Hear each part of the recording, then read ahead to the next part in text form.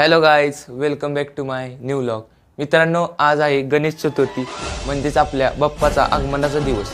तर आपण गणपती बाप्पाची प्रतिष्ठापना करणार आहे. चला तर मित्रांनो, आजच्या व्हिडिओला सुरुवात करूया. मित्रांनो, तुम्ही पाहू शकता मी अशा प्रकारे डेकोरेशन केलेलं आहे.